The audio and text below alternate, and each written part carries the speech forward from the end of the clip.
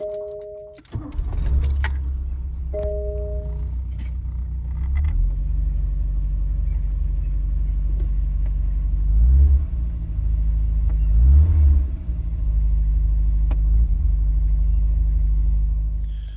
so today I'll be installing this gauge cluster for my MK2 Golf. For me it includes a vacuum gauge, this one, oil pressure gauge and a voltage gauge. Obviously you can switch these out to whatever you like. A lot of people do the oil temperature instead of the vacuum. But as I'm running a carburetor, I want to know how the engine is running. And it's also nice for tuning the carb. So as you can see, it's defective because it's not connected and still reads a bit of vacuum. So the company is sending me a new one today. So yeah, I'll switch that out when I get the new one. So I already did the prep, or most of it anyway. So for the vacuum gauge, if you want to run that, you only need a vacuum piping. So this goes from a manifold vacuum port into your cabin to the gauge. So if you're running a Peerberg carb, I'm not sure if you can run it, I'll show you later. But if you're running a Weber, then you're deleting one of the vacuum ports, so you just put a nipple on it, it's not getting used anymore, so we can just run it off that.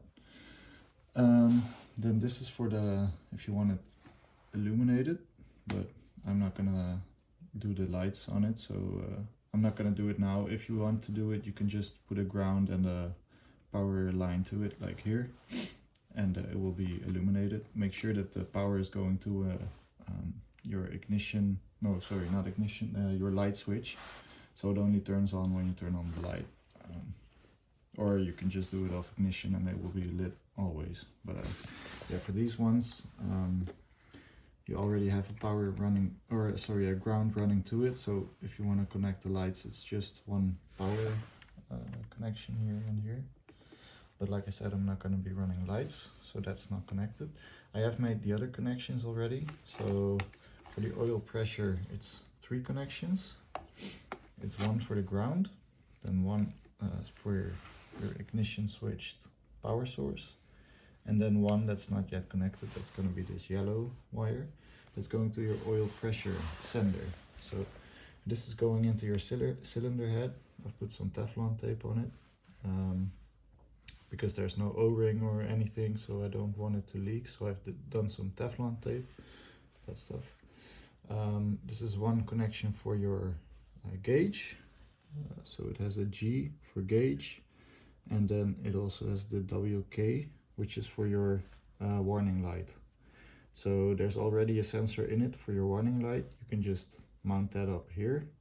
I think we're gonna try anyway. So then you'll still have your light, and then just one for your gauge. So this goes into your head. You also have a oil pressure sensor in the oil filter housing on top of it, but that's a different one, so make sure that you're not putting it into that. Also make sure that your sender is the right one for your gauge.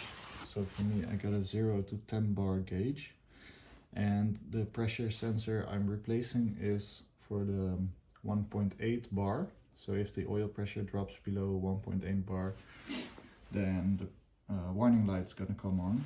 So this one is also for the 1.8 bar and for 0 to 10 bars. There's also senders and gauges for 0 to 5 bars, but yeah, just make sure you mix and match. That you don't mix and match and you get the right one. And for your voltmeter, it's really simple. It's just ground and power.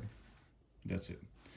So I just made these, I spliced these into each other, so there's just one going on a bypass fuse, so I can put this into an existing fuse and just connect the power to this power. Then we'll get the power, and then for ground, yeah, I'm gonna look for a ground point somewhere behind the dash, and otherwise I'm gonna splice into some existing ground, maybe for our audio system. Yeah, so this yellow wire is for the pressure sensor. So basically that's all you need.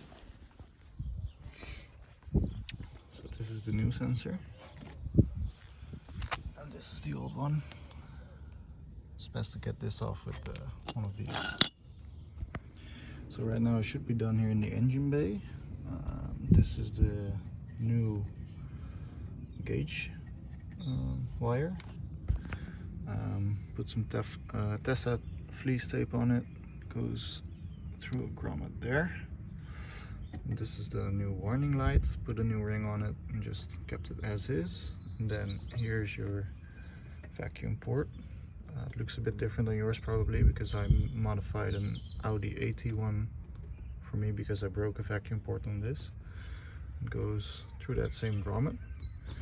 So in the engine bay it should all be done right now. So I have everything wired up. It's a bit sketchier than I would like, but oh well. I spliced the power source into the power source of my amp right there. So yeah, that's my amp. It's hidden behind this this dash, which is why you didn't see it before.